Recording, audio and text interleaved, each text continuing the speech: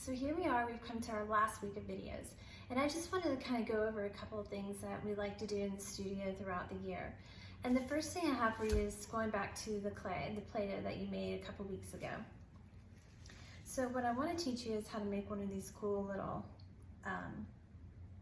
pinch pot bowls. And the kids will make these obsessively in the studio once they figure out how to do it.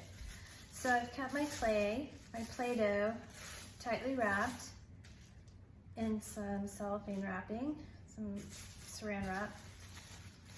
I'm going to tighten up the rest of it so it'll stay good for us. Alright, and so here I have my clay. I have a nice round ball. And if it feels a little bit dry to you, you can always add a little bit of water. So I'm just going to dip my fingers in there just a little bit and rub it over the clay and work that in. So it makes it a little softer now. So now that my ball is nice and soft and rolled, if I want to make a bigger one, I can use this, or I can make a smaller one if I just pinch a piece off. So this is about how big it is. It fits in this palm of my hand. So I'm going to roll that around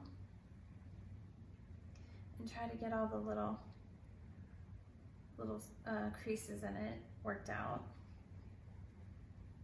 All right, now it's ready. So simple, you probably already know how this works, but in the palm of your hand, and take your thumb and push down towards the center.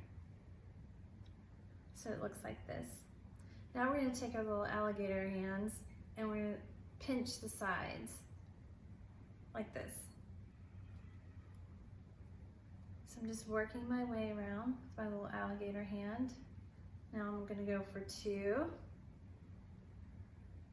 I'm going to tap it down so I'll have a nice solid bottom for you. Now if you get a little crack, you can put your finger in the water and work it out. Just kind of rub it so you don't have a crack. And then here you go. Here's my little pinch pot. Now you could use a toothpick to decorate it if you wanted to. You could go around and just gently put in a few little dots. That looks nice.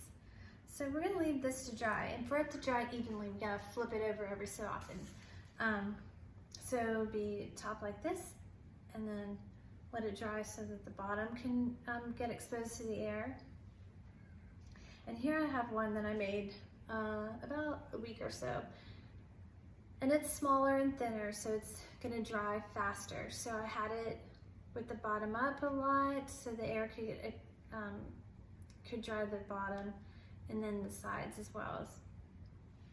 So that's how you make a pinch pot, and make a lot of them. Give them away as gifts, give them, have them in the bathroom. You can put your earrings in them or other little trinkets.